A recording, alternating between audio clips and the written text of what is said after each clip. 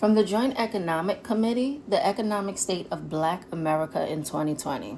Now, something said, let me look for something a little more updated, but I found it. So I will read this and then I will do another video with updated information. Verbatim. And you see, it was that serious that I had to just read the key points, and that's all I'm going to read now. These are the key points of the economic state of Black America in 2020. Despite significant economic progress over the past decades, Black Americans experience far worse economic conditions than whites or the population as a whole.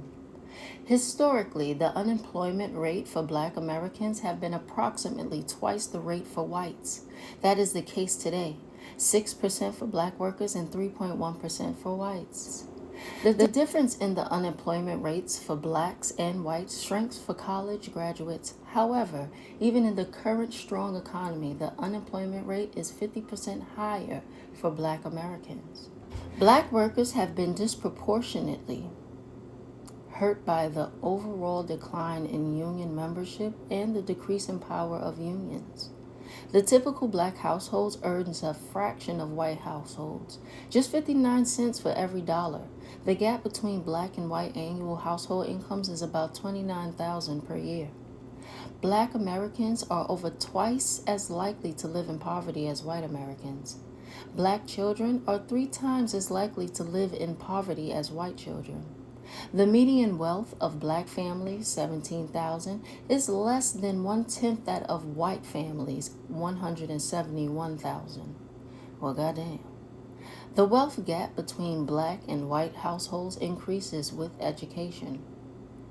Much less than half, 42% of Black families own their homes, compared to almost 3/4, 73% of white families. High school graduation rates for Black and white Americans have nearly converged.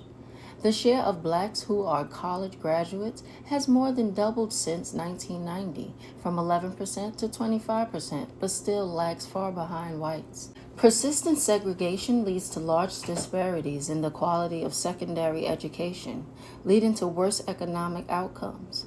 The incarceration rate for Black Americans is falling, but is still nearly 6 times the rate for white Americans. Non-Hispanic Black Americans have a life expectancy 3.6 years lower than non-Hispanic white Americans. So the next one I will read is the 2022 edition. Let's see the difference in those key points.